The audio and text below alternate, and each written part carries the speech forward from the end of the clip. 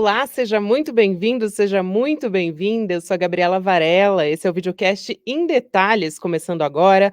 Aqui, sempre com um convidado, nós vamos mergulhar e analisar uma temática, uma notícia. E, claro, hoje não pode deixar de ser os principais acontecimentos que cercam Bolsonaro e que chegaram até a autorização do ministro Alexandre de Moraes, que autorizou a quebra do sigilo fiscal e bancário do ex-presidente Jair Bolsonaro e também da ex-primeira-dama Michele. Em detalhes, é isso que a gente vai abordar aqui hoje.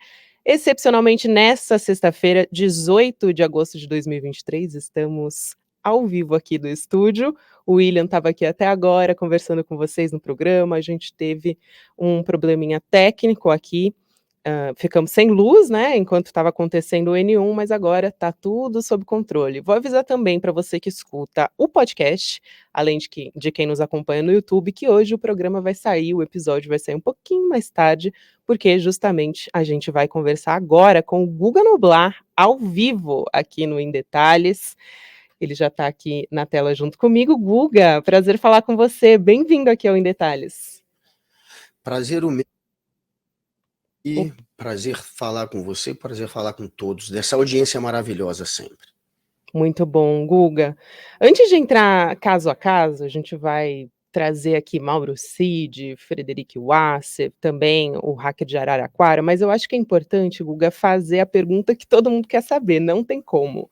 Bolsonaro vai ser preso? Quando isso deve acontecer? Eu vi muitas análises, né, de jornalistas, cientistas políticos, enfim, especialistas, de que o que deve ser feito é levantar antes todas as provas dos crimes que supostamente, né, ele cometeu, e construir uma base bastante consistente, e também tem a questão da condição política para isso acontecer também. Você acha que ainda a gente não chegou nesse momento, Uga? Olha, se por acaso o Bolsonaro for preso nos próximos dias, não deve ser com base no que foi por hora já vazado na imprensa sobre a investigação. Pelo que se saiu até agora, a maioria dos especialistas em justiça não creem que seja já robusto o suficiente para colocar alguém com o peso do Bolsonaro na cadeia. Está muito próximo, mas não estaria lá ainda. Porém, tem esse clima, né, de olha, ele está para ser preso. Inclusive, na última madrugada, o que teve de gente que não dormiu, acreditando que o Bolsonaro poderia acordar sendo preso, não está no gibi. Foi muita gente, muita especulação na internet, mas se por acaso A gente ele está tendo um for probleminha preso aí nos com a conexão do próximos Guga. dias, é porque nessa busca e apreensão Voltou. de celular e de aparelhos eletrônicos do Bolsonaro descobriram algo novo. Desculpa, Gabi, você falou alguma coisa? A gente teve um probleminha, Guga, só para entender. Ouvi Se alguma você coisa puder aqui de retomar fundo. um pouquinho. Aí eu achei que você tinha falado. Ah, tá. Tá bom. Então, se o Bolsonaro for preso já no início da semana, provável não, motivo novas provas que eles estão conseguindo nessa busca e apreensão. Foram muitas buscas e apreensões de aparelhos celulares do Ossef, que é o advogado do Bolsonaro, da Michele. Eles estão com muita coisa ali que pode ser que eles tenham descoberto alguma tentativa de obstrução da justiça que torne inevitável a prisão de Jair Bolsonaro. Se ele for preso em breve, não é pelo que já vazou na imprensa, é por algo novo que a gente ainda não teve acesso, mas que sim, que a polícia pode ter conseguido nesses últimos dias de investigação. É isso. E a gente tem também, nas últimas horas, né, porque ainda acho que não deu nem 12 horas, que a gente teve a divulgação da capa da Veja, e aí também saíram algumas outras apurações em relação a Mauro Cid, né, que ele vai admitir que vendeu as joias a mando de Jair Bolsonaro e que entregou o dinheiro ao ex-presidente. Guga, eu acho que o mais importante é a gente explicar a consistência dessas provas, nesse caso específico que já existem, que vão além do ex-ajudante de ordens admitindo todo esse esquema, né? A gente tem 17 mil e-mails, a gente teve conversa interceptada naquele relatório da PF, a gente teve foto do pai do Mauro Cid no reflexo, né, da caixa de joias que ele queria vender. Então, quer dizer, essa é uma base bastante sólida, não é só a palavra dele, é bem importante a gente fazer essa distinção, até porque tem muita gente comparando com a Operação Lava Jato, né, Guga? Não dá para comparar com a Operação Lava Jato. Não é Exato. uma investigação que se baseia unicamente em uma delação. Até porque o que o Mauro Cid está fazendo não é delatar. Se o Mauro Cid estivesse delatando, ele ia precisar incluir novas denúncias e mais provas de participação, talvez, do mandante, que agora ele está dizendo que é o Bolsonaro e outras pessoas, e o que ele está fazendo não, o que ele está fazendo é uma confissão, ele basicamente tem que explicar o que ele cometeu de ilícito, e é claro que ele vai colocar na conta de um mandante, já que a justiça prevê uma pena menor quando você age sob o comando de alguém. Então a estratégia dele é confessar, não é delatar. Só daí já se diferencia totalmente da questão da Lava Jato. Então ele vai precisar contar o que ele fez e mostrar o que ele fez a partir do que ele fez. Ele não precisa necessariamente produzir provas contra outros, mas é claro que na história dele ele vai colocar como chefe, como comandante, e essa é a grande novidade, o Jair Bolsonaro. E aí ele tem, não tem só o que a gente já sabe, né, de e-mails, de pagamentos via conta bancária do pai dele, do Mauro Lorena Cid, que recebeu o dinheiro do Bolsonaro, dinheiro de joias. Tem provavelmente muito mais coisa que ele tem condição de mostrar se ele realmente estiver disposto, já que isso tudo, por hora, foi o que a polícia investigou e não o que ele demonstrou. Então pode ser que ele apresente, sim, ainda mais provas do comando dele, de Jair Bolsonaro, o verdadeiro, segundo Mauro Cid, mandante de todos os crimes. O Mauro Cid era um faz-tudo, um cumpridor de ordens, um militar que não recusava, essa vai ser a versão dele, a ordem do seu superior. E o seu superior hierárquico, não só por ser o seu patrão naquele momento, mas por também ser quem comandava as Forças Armadas, é Jair Bolsonaro. Então a estratégia é essa, é culpar o comando, e sim, tem e-mails, tem extratos bancários, tem conversas de WhatsApp, e tem o que mais o Mauro Cid quiser a partir de agora dedurar para comprovar que estava sob o comando de Bolsonaro. E o Bolsonaro já está abandonando ainda mais, né, o Mauro Cid, porque o Mauro Cid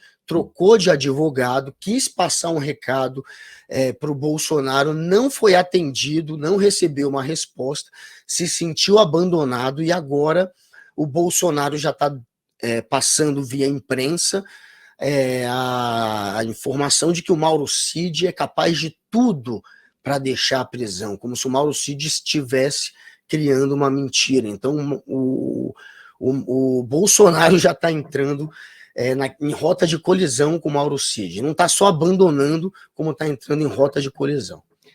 Você falou duas coisas bem importantes, né? O novo advogado do Mauro Cid, Guga, é o criminalista César Bittencourt, e ele é bastante conhecido por ser avesso à delação premiada, né? Ele não pretende utilizar esse recurso, pelo menos foi o que ele disse dessa confissão, então, de Mauro Cid. Então, como você disse, não é uma delação, mas me deixa, assim, pensativa de que você acha mesmo que o Mauro Cid não deve ter nenhuma contrapartida ao contar tudo, né, vamos dizer assim, a capa da Veja diz ali, né, que Mauro Cid vai revelar, eu lembrei até da capa do Pedro Collor, né, Pedro Collor conta tudo. A bomba, né, a do Pedro Collor é muito parecida. Tem muita gente, né, colocando as duas capas em perspectiva, né? Exato. E são dois homens bombas. O irmão do Collor, e agora aquele que já chamou Bolsonaro de tio. Eles têm uma relação muito próxima. O Mauro Lorena Cid é amigo do Bolsonaro há décadas. As famílias se conhecem há muito tempo. O Bolsonaro, por indicação do pai do Mauro Cid, do Mauro Lorena, recebeu o Mauro Cid como seu faz-tudo. E eles tinham um nível de relação e de confiança em que o Mauro Cid era aquele, inclusive, que entrava, né, no mar com Jair Bolsonaro. Essa é a grande imagem dele, para fazer a segurança do Jair Bolsonaro. Então, a pessoa que o Bolsonaro tinha a maior confiança, a confiança irrestrita, era no Mauro Cid. Por isso, inclusive, que incumbiu o Mauro Cid de ser o seu novo Queiroz 2.0. O papel do Mauro Cid era ser uma espécie de gerentão daqueles crimes ou supostos crimes que estão sendo investigados de Jair Bolsonaro. Ele está por trás de tudo, da falsificação de cartão, da tentativa de golpe do Caixa 2 da Michele Bolsonaro, que era alimentado por um esquema que talvez seja até recheado com dinheiro de joias, e da venda de joias da família também, Bolsonaro, que agora ele está, inclusive, confessando. Então ele virou uma espécie de Fabrício Queiroz 2.0, porque tinha sim a confiança irrestrita do Bolsonaro. O Bolsonaro, inclusive, abria mão da segurança dele para ter só o Cid como segurança nesses momentos, por exemplo, quando ele entrava no mar. Essa é uma das imagens que tem muita gente que está sendo muito relembrada agora, né? Do Mauro Cid ser aquele que, inclusive, entrava na água com Bolsonaro, e depois disso tudo, de uma relação quase de parente, de família, Pois né? é. Com Jair Bolsonaro, agora está indo cada um para um lado, finalmente. Agora, o que que fez o Mauro Cid virar essa chave, você acha, Guga? Só mais uma informação antes de você responder a respeito disso, sobre o advogado de Mauro Cid. Ele deve se reunir também com o ministro Alexandre de Moraes para demonstrar justamente a vontade, né, a boa vontade de colaborar com essas investigações todas. Agora, o que que você acha que motivou o Mauro Cid agora a contar tudo, como a gente disse? Foi o fato do pai dele estar muito exposto? Porque é isso, ele e Bolsonaro eram próximos a ponto de ele ficar com o celular de Bolsonaro, ficar em posse do cartão, fazer transações bancárias também, em nome de Bolsonaro, né, Guga? Ele tinha uma procuração para poder acessar uma das contas do Jair Bolsonaro, tanto que quando a CPMI avançou contra o Mauro Cid e foi investigar as contas do Cid, investigou todas, inclusive a que ele podia atuar, mesmo não sendo titular. E aí eles acabaram entrando em uma conta do Jair Bolsonaro, por isso que descobriram algumas coisas contra Jair, porque a conta dele, uma das contas dele, tinha essa procuração que atrelava o Mauro Cid podia mexer no dinheiro do Jair Bolsonaro. Então, era esse, né, o nível de dependência de um com o outro. Mas, claro, que acima de Jair Bolsonaro está a família, né? O Mauro Cid tem a esposa, a Gabriela Cid, que está metida na história da falsificação de vacina, e também tem gravação dela com a filha do Vilas Boas, que era o comandante do Exército, na época ainda do Bolsonaro, em que eles estão tramando um golpe. Elas estavam ali na época ainda do acampamento golpista tramando o golpe. E aí tem ela, então, metida no cartão de vacina, tem ela metida em golpe, e tem o pai do Mauro Cid, o Mauro Lorena Cid, que também está metido nas vendas de joia, que também foi usado pelo Bolsonaro como uma espécie de muambeiro. Então, tem também o irmão do Mauro Cid, que é o dono de mansões nos Estados Unidos, mas a polícia está chegando à conclusão que os negócios que ele teve que foram bem sucedidos e levaram ele a estar na condição que está, então parece que estão livrando o irmão. Mas a mulher, que é a Gabriela Cid, e o pai, que é o Mauro Lorena Cid, estão enrascadíssimos. E é claro que ele está agora querendo proteger a família e conseguir também uma pena menor para ele, já que ele não está vendo muita escapatória. Do jeito que estava, ele ia ficar como mandante, o que seria ainda pior, então é melhor tentar atenuar a pena, além de tentar, óbvio, preservar um pouco a família nessa história. A estratégia parece que é essa. Esse advogado, César Bittencourt, ele sempre foi meio anti-Bolsonaro, né? Ele já tem uma fama de ser anti-Bolsonaro, de ter sido uma pessoa crítica ao Bolsonaro e, enfim, não é a favor da delação, é contrário à delação, mas está optando por dedurar mesmo, por entregar, por fazer uma confissão, onde ele vai dedurar o mandante. Pois é, como você disse, já tinha acontecido, já tinha se aproximado da Gabriela Cid, mesmo assim Mauro Cid tinha resistido a vir a fazer essas declarações, né, essas confissões, mas acho que chegou talvez ali num patamar, né, muito maior quando alcançou também o pai dele, com o envolvimento de fotos, né, o reflexo do pai dele, quer dizer, até nos acompanha aqui o JM no YouTube, disse: eu acredito que seja a falta de opção da defesa de Cid em função das provas já encontradas, são realmente muito consistentes, né, Mauro Cid era muito próximo do presidente Bolsonaro, acompanhava reuniões, ele possivelmente estava ali quando Bolsonaro conversou com o Daniel Silveira, ou teve acesso a essas informações, ele teve acesso a reuniões, né, e a documentos bastante importantes, é um acesso bastante privilegiado em relação ao presidente Jair Bolsonaro, ao ex-presidente, né, Guga? Tem a minuta do golpe, uma outra Exato. minuta que foi encontrada com o Mauro Cid. Se o Mauro Cid quiser, Gabi, é porque ele vai ficar só na confissão de culpa, pelo jeito, por hora pelo menos, da história da venda de joias. Mas se ele quisesse estender isso e explicar, por exemplo, as conversas dele com o Coronel Elcio, ouvindo do Coronel Elcio que tinha que dar golpe, a minuta do golpe, explicar ainda melhor essa questão do cartão de vacina, enfim, ele pode complicar demais a vida do Bolsonaro. Repito, era ele que era o gerentão desses esquemas suspeitos de corrupção, todos, sem exceção. Caixa 2, cartão de vacinação, venda de joia, golpe de Estado, tudo passou pelo Mauro Cid. Então, esse é o homem-bomba do Jair Bolsonaro. E se o Mauro Cid quiser, por exemplo, explicar essa história da minuta do golpe, ele pode complicar ainda mais a vida do seu antigo patrão, amigo, colega, enfim.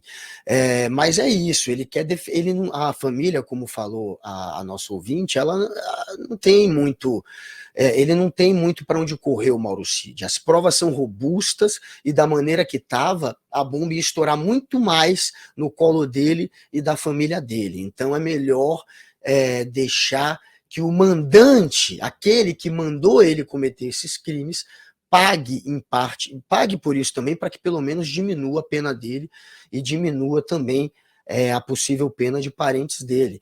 Essa é a estratégia e realmente parece ser por isso, porque não tinha para onde correr. A aposta que muitos estavam crendo que seria do Mauro Cid seria aguardar até daqui 3 anos, acreditando que o Lula, enfim, por estar doente, não se reelegeria e que talvez alguém colocado pelo Bolsonaro pudesse vencer a eleição e que aí ele seria de alguma maneira anistiado, ele seria, enfim, perdoado e que estaria bem de novo daqui a 3 anos. Essa era a aposta. Muita gente dizia, ele vai ficar quieto, ele vai aguardar a próxima eleição, mas a gente está vendo que não está sendo assim. Não teve jeito, muita coisa veio à tona. Agora também, outro caso bastante importante, até aqui comentaram no YouTube, o Delgatti foi a pá de cal, né, teve ontem o depoimento do hacker, o Walter Delgatti, e aí a gente entra numa outra seara, né, Guga, porque já há comprovação de que o hacker esteve no Palácio da Alvorada, inclusive com a confirmação do próprio Bolsonaro depois, né, de que essa reunião aconteceu. Mas quais são os elementos agora que precisam de provas? Porque ele deu várias declarações ali que necessitam de prova a Muitas. partir de agora, né? Então, se você puder elencar aqui para a gente o que você destacaria entre todas essas? Sim, ele tem que provar basicamente todas as revelações que ele fez, o Walter Delgatti, o hacker, ontem na CPMI do golpe. Muitas delas foram novidades, para os ouvidos de agentes da Polícia Federal, porque ele tinha dito, inclusive, antes do depoimento, o advogado dele já tinha dito para a imprensa, já tinha saído que provavelmente ele não revelaria tudo no depoimento da Polícia Federal, ele deixaria várias novidades para contar durante a CPMI. Foi o que aconteceu. Ele disse, por exemplo, que o Duda Lima, que era o marqueteiro de campanha do Bolsonaro, teria lhe pedido para criar um código-fonte falso, para parecer que seria possível, ao você digitar na urna o número de um candidato, aparecer outro, e fazer uma demonstração disso para a população, enfim, fazer, criar essa encenação com um código-fonte falso. Teria partido, portanto, essa ideia do Duda Lima. Foi a primeira vez que ele colocou o nome do marqueteiro do Bolsonaro. O marqueteiro E ele negou, já disse, né, o Duda Lima. Negou, disse que está revoltado. Então, assim, ele precisa provar, por exemplo, Duda Lima está no meio disso, ele se encontrou, ele conversou com o Duda Lima, que está negando, que disse que falou brevemente com ele sem saber quem era. Ele precisa explicar melhor essa história. Ele precisa explicar também essa questão do indulto. Ele não tinha dito ainda para a Polícia Federal que o Bolsonaro tinha prometido um indulto a ele, caso ele cometesse esses crimes ali de tentar fraudar a eleição e acabasse preso. E disse, inclusive, que poderia prender o juiz. Ele precisa explicar melhor essa história também. Ele precisa explicar melhor a história dele ter sido um consultor do grupo dos militares que fez parte da comissão de transparência da eleição, que mandou ao TSE um relatório dizendo que não era possível não era possível comprovar nem que havia fraude, nem que não haveria fraude na eleição. Então, segundo o hacker, foi ele que foi o consultor dos militares. Essa é a parte talvez mais importante de ontem, do depoimento do hacker, foi ter de fato colocado os militares no centro dessa história. Isso é muito importante que ele consiga provar e que fique claro.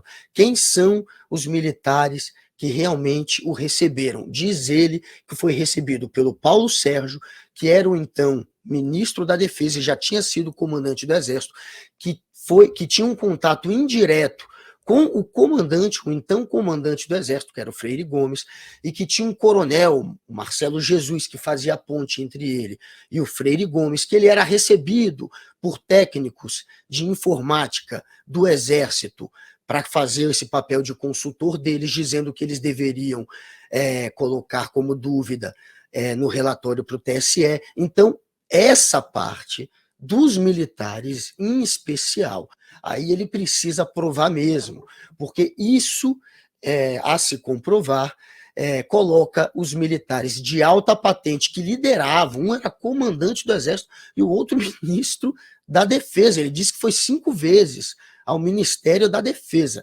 A se comprovar isso, ele está colocando os líderes, aqueles que comandavam as instituições, no centro do golpe. Isso sim é muito importante e ele precisa provar. É importantíssimo e também, né, ter acesso ali às câmeras, dá para, né, a gente conseguir reunir provas que comprovem essa declaração. Tem também, né, Guga, a história do grampo, né, de que ele ouviu ali do então presidente Jair Bolsonaro que o governo tinha conseguido grampear, perdão, o ministro do Supremo Tribunal Federal, Alexandre de Moraes. Isso também foi um ponto ali, né?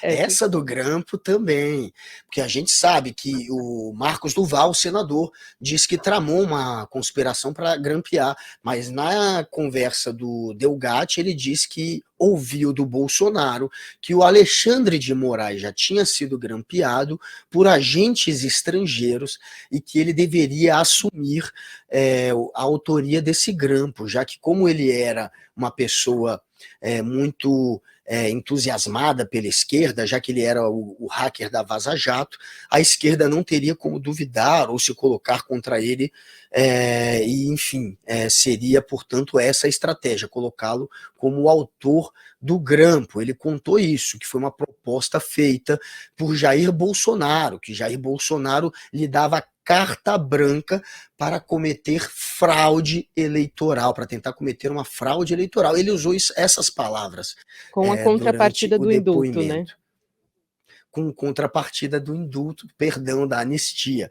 E como ele estava, enfim, como ele está enrascado, e também tinha, além disso, a promessa de emprego da Zambelli. Então, o que ele ia ganhar como contrapartida era, além do indulto, um emprego também. Ele estava precisando de dinheiro e estava precisando escapar da justiça. Então, ele disse que teria aceitado.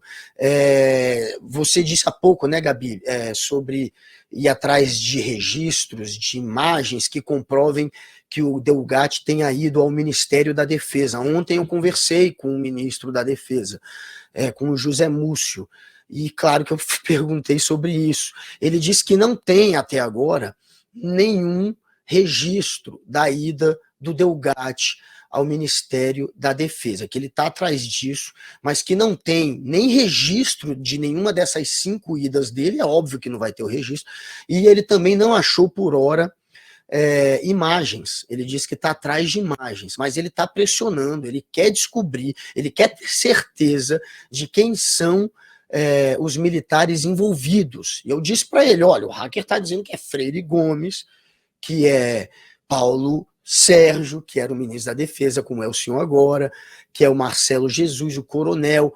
E aí ele falou, olha, se comprovar, vai para cima, sim, que não vai ter perdão, que quem, enfim, tiver por trás, os militares que tiverem por trás disso vão pagar sim. Foi o que o ministro me garantiu. E aí eu ainda perguntei, mas dá para individualizar, continuar individualizando como o senhor quer fazer, ou vai culpar as instituições, já que um era o comandante do Exército e o outro o ministro da Defesa? E aí ele vai continuar querendo individualizar. Não dá para culpar a instituição, são indivíduos que tentaram corromper a instituição e que devem pagar. Mesmo que sejam os comandantes, a ideia é tentar fulanizar, individualizar, tirar o peso da instituição Forças Armadas, mas sem passar pano, sem passar a mão na cabeça daqueles que se comprovar que participaram disso. E se eles tiverem se reunido com o hacker, eles participaram. É isso, sim. É muito importante que isso aconteça, né, Guga, que a gente cobre também, que as autoridades levantem esses registros, se aconteceram realmente, isso precisa ser investigado. Agora, você citou a Carla Zambelli, Guga, o hacker também, o Walter Delgatti, ele apresentou à CPMI comprovantes de serviços que foram prestados ali à deputada Carla Zambelli, valores que foram recebidos por ele. A CPMI vai checar se esses valores, de onde veio esse dinheiro, se foi, por exemplo, dinheiro público que a Carla Zambelli utilizou, como que ela fez, né, para pagar também o Walter Delgatti, esses serviços desses encontros aí que ela teve com o hacker de Araraquara. Parece que ela repassava dinheiro para uma empresa terceirizada, e essa terceirizada que pagava o hacker. Tem uma parte do dinheiro ela já assumiu que pagou e que seria dinheiro de verba parlamentar. Ela quer dizer que foram só 4 mil, se eu não me engano. Ele recebeu cerca de 40 mil reais de Carla Zambelli, 14 mil por transferência eletrônica, e o restante, aí que é complicado de rastrear, via cash, via dinheiro mesmo. E ele teria recebido num posto de gasolina em São Paulo, de um assessor da Zambelli. O irmão da Zambelli também estaria no meio dessa história, também teria feito contatos com o hacker, também teria prometido dinheiro para o hacker. Então ele coloca, e a Zambelli, enfim, ela contratou. É inacreditável essa história, né? Porque agora a extrema-direita fica gritando, esperneando contra o hacker, dizendo que ele vota 13 e que ele é um criminoso e, portanto, não tem credibilidade. Então, por que ele foi contratado pela Zambelli e se reuniu com Jair Bolsonaro? Quanto mais eles atacam a reputação do hacker, mais eles se entregam. Se eles contrataram um criminoso, é porque eles queriam que ele cometesse um crime. Então, esse criminoso resolveu contar. E a Carla Zambelli tem transferência para ele, e ele também entregou para a Polícia Federal conversas que comprovariam ainda mais a participação da Zambelli, seriam conversas e áudios captados pelo telefone. Eu não sei se é exatamente o WhatsApp, se é mensagem, mas seriam conversas e áudios que ele entregou e que acabariam incriminando a Zambelli, o irmão da Zambelli e mais assessores da Zambelli também. Então, essa daí não tem para onde correr. Uma pessoa que contrata um hacker para invadir o sistema judiciário, um hacker que estava proibido de entrar na internet, que tinha, enfim, essa proibição da justiça, porque já tinha sido preso. Não tem como ela explicar a contratação dele, a não ser que tenha sido com esse fim que o hacker está agora delatando. Enfim, com relação a Zambelli, já há provas o suficiente para que ela não só perca o mandato, como seja presa. Exatamente. E, Guga, outra questão também importante da gente colocar é que o Walter Delgatti, ele vai prestar depoimento, né, de novo, ele foi convocado pela Polícia Federal, e a coluna da Juliana Dalpiva apurou que os policiais federais, então os agentes, eles avaliaram que existem contradições em parte do que ele disse ontem na CPMI, então, em relação ao que ele já tinha declarado à Polícia Federal antes, né, tem um inquérito da PF que já teve desdobramentos, e aí eles querem ouvir o Delgatti novamente para esclarecer esses pontos que, segundo a PF, são ali contradições no que ele já disse, né? Importante também. Eles querem ouvir. A gente não sabe exatamente são as condições que dá. Ele falou, por exemplo, que foi 5 vezes ao Ministério da Defesa. Não sei se ele falou que não foi, ou que foi uma vez, eu não sei se tem exatamente uma contradição, o que tem é isso, falta pelo menos de informação. Boa parte do que ele falou, então ele vai ter que explicar. Ele disse que foi 5 vezes ao Ministério, ele disse que foi o consultor do grupo, como eu expliquei, de TI dos militares. Ele não tinha revelado isso. Quando ele conversou com a PF, ele não tinha revelado o nome do Duda Lima, o marqueteiro, como mais um envolvido nessa história. Ele não tinha falado da proposta de indulto e nem da proposta de emprego da Zambelli. Então são essas as questões que a Polícia Federal precisa entender melhor, né, para ver enfim, se ele está mentindo, se ele não está mentindo, se ele estava só sonegando informação porque queria deixar em primeira mão para a CPMI, como eu falei, já tinha essa informação. Porque está todo mundo acompanhando, né? A sociedade toda está todo mundo assistindo. acompanhando, mas ele já tinha, o advogado já tinha dito que ele não ia contar tudo na PF. Na terça-feira, né? Ele disse isso. Na quarta foi o depoimento na PF. E ele, de fato, não contou tudo. E também em relação ao que você disse sobre a relação de Walter Delgatti e Lula, né, só para deixar claro assim também, é que Walter Delgatti, ele esperava até uma contrapartida, ele nunca teve esse retorno do PT, então existe também uma mágoa em relação a isso, nunca existiu uma relação dele com o presidente Lula, como quer colocar também a extrema-direita, né, também é importante dizer isso. Aconteceu. Teve gente que tentou criar uma ponte entre o Lula e o Delgatti, gente da esquerda que achava que o Delgatti merecia algum tipo de consideração. Isso aconteceu, só que o Lula foi aconselhado a ignorar o hacker, mas tentaram criar essa ponte e o Lula não atendeu ao hacker. Claro, o Lula sabia que o hacker está metido em crime e que não é alguém com alguém que pode virar presidente como o Lula, não deveria se aproximar de um hacker, até para não ficar parecendo que foi encomenda do PT, porque não foi essa história, né? Essa história aconteceu porque o hacker acabou invadindo as contas e delatando essas contas porque quis. Então o Lula se precaviu e depois disso ficou essa história, né, de que o hacker tinha ficado magoado com a esquerda, com o PT, e aí veio a reunião dele com a Zambelli. Na explicação dele, ele estava desesperado porque não tinha emprego, não tinha dinheiro e estava às avessas com a justiça, então acabou sendo seduzido pela ideia da Zambelli de tentar invadir o sistema judiciário para depois conseguir tanto um indulto quanto um emprego. mas aconteceu essa mágoa, sim, com o Lula por não ter sido atendido por ele. Agora vamos passar para falar também de Frederico Wassef, foi bastante importante, porque a PF apreendeu celulares e um dos mais importantes era um celular que o Frederico Wassef, que foi advogado da família Bolsonaro, dizia que usava para falar só com o Bolsonaro. Então é bastante importante essa informação. Essa é uma coisa. A outra foi que o Assef admitiu que ele recomprou um Rolex, né, um relógio, que foi um daqueles presidentes oficiais que Bolsonaro recebeu, né, que como autoridade, só para deixar claro, não como ele, Bolsonaro, pessoa física, né, mas Bolsonaro como presidente da República, e que foi vendido nos Estados Unidos. Depois o Assef teve que recomprar esse relógio mais caro, uma pataquada.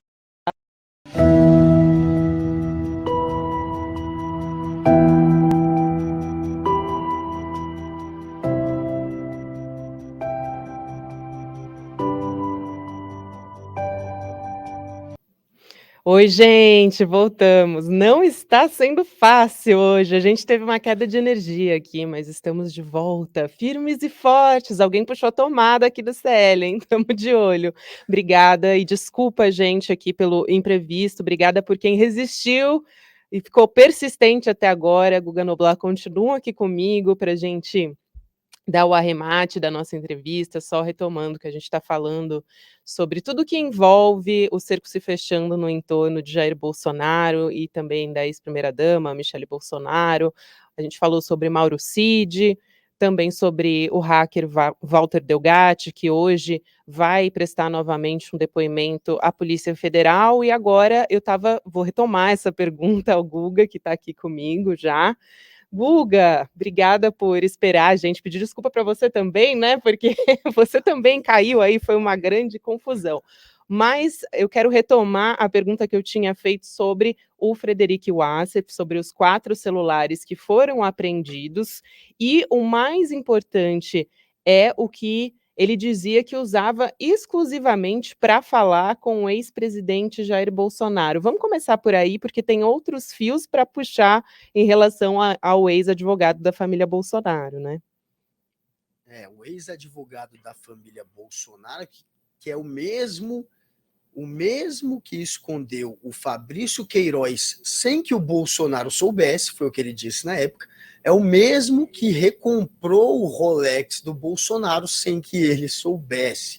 Não dá para cair nessa. Alguém que tem um telefone para fazer contato direto com Jair Bolsonaro, alguém que goza da confiança da família de Jair Bolsonaro, que não foi só advogado do Bolsonaro, como do filho dele também, ainda tem que passar por esse tipo de situação constrangedora agora, tendo que, enfim, ficar com essa imagem não de Frederico Wassef, mas de Frederico Acéfalo. O apelido dele é o Acéfalo, porque não tem como acreditar nessa versão fantasiosa de que ele tem feito isso tudo à revelia de Jair Bolsonaro. Mas agora temos o telefone.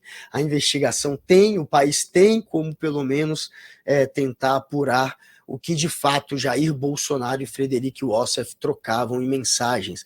E é interessante que ele acabou de ter 4 celulares apreendidos, depois de fazer a recompra do Rolex. É óbvio que ele ia ser alvo de busca e apreensão da Polícia Federal, mesmo assim, resolveu frequentar um restaurante em um shopping no Morumbi, onde ele costuma ir com bastante frequência, acabou sendo encontrado por agentes da Polícia Federal, e no momento que eles fizeram a apreensão dos celulares, eles também fizeram uma busca e apreensão no carro do Wassef. E o interessante é que o carro dele estava estacionado numa vaga para deficiente no shopping. Então, além de ser suspeito de obstruir a justiça, ele também está ficando em vaga de deficiente em shopping de gente abonada de São Paulo. Ainda Mas, tem isso. enfim, o Wassef é essa figura tenebrosa que com certeza tem muita coisa no celular dele. Agora é interessante que ele nunca tem a ver com nada, né? É bom a gente lembrar do passado, porque relembrar é viver, que quem estava na casa do advogado Frederic Wassef era o Fabrício de Queiroz, lá em 2020, refrescar a memória das pessoas, né? Ele ficou quase um ano, segundo o caseiro da casa, o Fabrício Queiroz, ex-assessor de Flávio Bolsonaro, né? Ficou naquela casa em Atibaia, depois, quando ele foi preso ali pela Polícia Federal, e essa casa era um imóvel do advogado do Flávio Bolsonaro, da família Bolsonaro, o Frederic Wassef.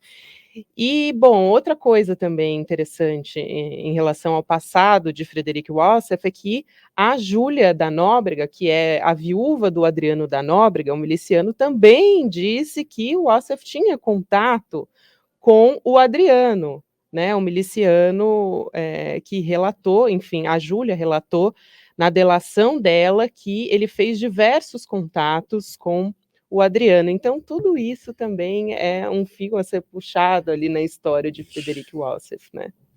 Essa do Adriano é importante, né? O Adriano da Nóbrega, que era um dos que fazia parte do escritório do crime. Era um miliciano também, policial militar, né? Que virou miliciano.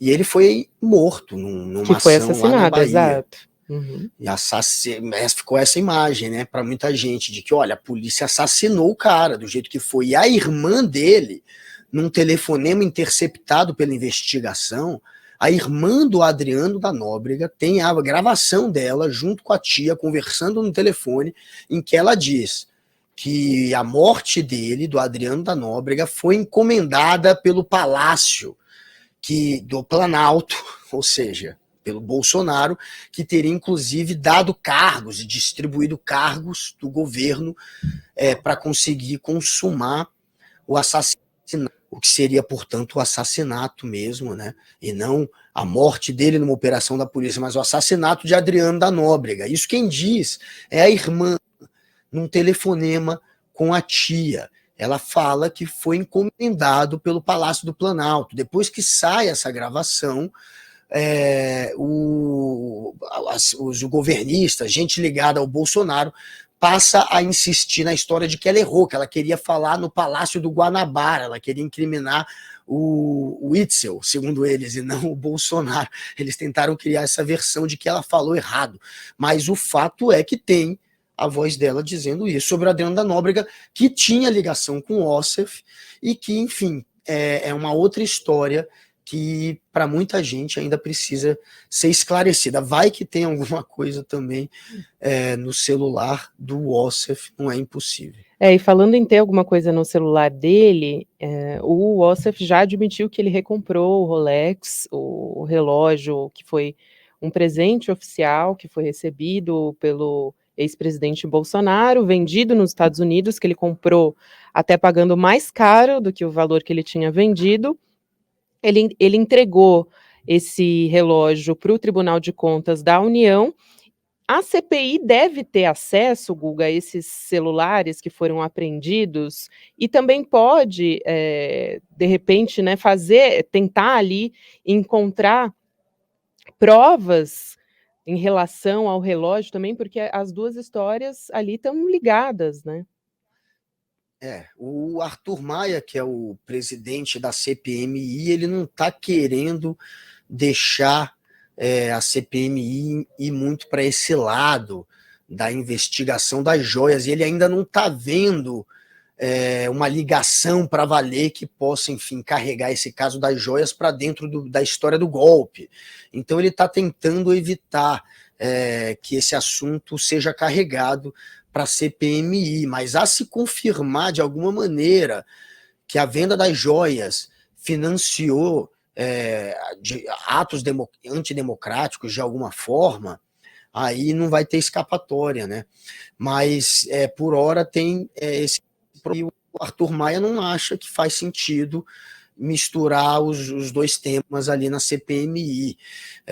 Já tem uma ala governista da CPMI que acha que sim, que uma coisa pode sim estar ligada à outra, e que a CPMI poderia investigar o Wassef e continuar investigando as joias, mas, enfim, do jeito que está a CPMI vai ficar um pouco alheia a isso, a não ser que descubram, não sei, que o Ossef também estava confabulando pelo golpe, aí talvez eles partam para cima do Ossef para valer, mas do jeito que está agora eu não vejo muito espaço para isso, por conta do presidente da CPMI, do Arthur Maia. Importante, Guga. Eu quero fazer uma pergunta relacionada ao presidente Jair Bolsonaro e, como a gente disse, tem várias questões envolvendo, cercos fechando cada vez mais desde a última sexta-feira, quando aconteceu a operação da Polícia Federal, tudo começou a ruir, de fato, ali no entorno de Bolsonaro. Não seria importante, na sua avaliação, Guga, a apreensão do passaporte do ex-presidente para evitar uma eventual fuga, ainda que não exista uma prisão preventiva nesse momento de investigação?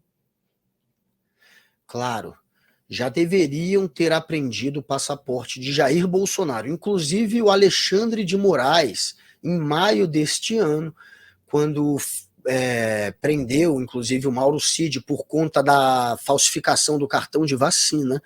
Ali, ele autorizou a busca e a apreensão de aparelhos eletrônicos de Jair Bolsonaro e também do passaporte de Jair Bolsonaro. Ele deu essa opção para a Polícia Federal, mas ficou a cargo da Polícia Federal decidir o que era necessário para a operação, e eles descartaram apreender o passaporte de Jair Bolsonaro, que foi muito estranho na época. E seria ainda mais estranho se depois dessas novas revelações que colocam o Bolsonaro como o comandante desse esquema de roubo de joias, eles agora não apreenderem o passaporte de Jair Bolsonaro. É óbvio que, enfim, isso é muito urgente. Claro que está todo mundo já de olho em Jair Bolsonaro, as fronteiras, enfim, os aeroportos, está todo mundo esperto e avisado, de certa maneira, já da possibilidade de, quem sabe, ele tentar sair do Brasil, e ele não pode. Mas é necessário, sim, a apreensão do passaporte para dificultar ainda mais uma possível fuga de Jair Bolsonaro. Afinal de contas, ele tem 17 milhões só via, supostamente, Pix. A gente sabe que uma parte não é Pix, porque esse dinheiro foi juntado desde janeiro e a campanha de Pix começou em junho, mas, enfim, ele tem 17 milhões, pelo menos, na conta dele, e muita gente disposta a ajudá-lo a cair fora do Brasil. E a gente já sabe que é uma tradição do bolsonarismo: quando a coisa aperta, eles fogem. Vários fizeram isso.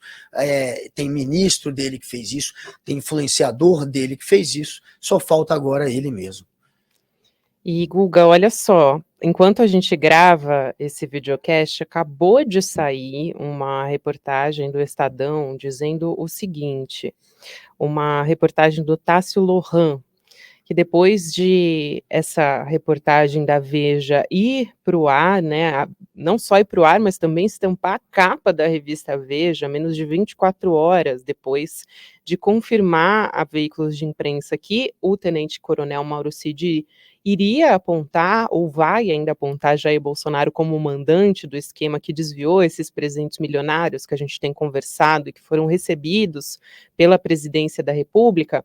O criminalista César Bittencourt diz que recuou, né, aqui segundo a reportagem do Estadão, ele recuou, e o César Bittencourt afirmou não ter falado sobre as transações envolvendo as joias recebidas pelo ex-presidente por delegações estrangeiras. Então, essa foi uma informação do Estadão que acabou de sair, então a gente pode ainda ter um recuo de Mauro Cid nessa história de que ele ia confessar que vendeu as joias nos Estados Unidos a mando de Bolsonaro.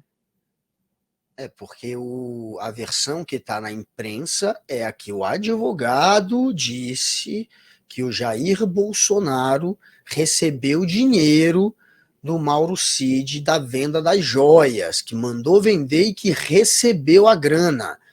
Essa era, até esta notícia, a versão mais recente do que o advogado César Bittencourt teria dito. Então agora parece que ele começa a dar um passinho para trás. Vamos entender, enfim, se haverá ou não essa confissão, ou se essa tentativa de confissão, ou enfim, essa narrativa da confissão foi só uma maneira de passar recado, e esse recado foi atendido. Porque se ele voltar atrás, claro que vai ficar no ar essa grande questão. Por que voltou? Será que Bolsonaro viu que não tinha para onde correr e atendeu a algum recado, a algum desejo da família Cid? Começam Ou as será que é especulações, né, pressão dos Guga? próprios... Mas outra especulação, outro ponto, Gabi, que é importante ficar no ar pode ser pressão do próprio Exército, porque tinha ontem esse papo de que parte do Exército, dos militares, estava incomodada com a possibilidade dele confessar, já que confessar seria o pior dos crimes para um militar. O militar, ele deve aguentar, enfim, calado a missão até o final. Ele não deve confessar, ele não deve delatar quem está numa posição hierárquica superior, apesar do que o Bolsonaro é capitão e ele é tenente-coronel, ele não deve, ele não está abaixo da hierarquia, neste caso, mas o Bolsonaro foi o presidente, então tem uma pressão também do Exército, que tem esse papo desde ontem, de que parte dos militares estavam incomodados com ele. Então eu não sei se o advogado voltar atrás, se foi por pressão do Bolsonaro ou por pressão até mesmo dos militares. A gente vai ter que descobrir. Vamos ter que acompanhar e ver o que vai se tratar, então, essa confissão, se é que ela vai acontecer ou se vai recuar realmente, como está indicando o advogado, ou pelo menos ele indicou o advogado de Mauro Cid ao Estadão. A gente vai continuar acompanhando essa história. Guga, muito obrigada pela sua participação aqui no Em Detalhes, foi um prazer enorme te receber. Que pena que que a gente teve algumas intercorrências, mas mesmo assim foi maravilhoso conversar com você. Tamo junto. Me chame sempre, Gabi. Quando você precisar, ou quando alguém faltar, ou quando vocês quiserem, sempre estarei aqui. Que é isso, Guga. Você é é um prazer presença estar com essa aqui. audiência. Você é presença ilustre aqui. Na próxima a gente promete não puxar a tomada enquanto você estiver conversando, tá bom? Combinado. Tamo Um junto, beijo, Gabi. até mais. Beijão.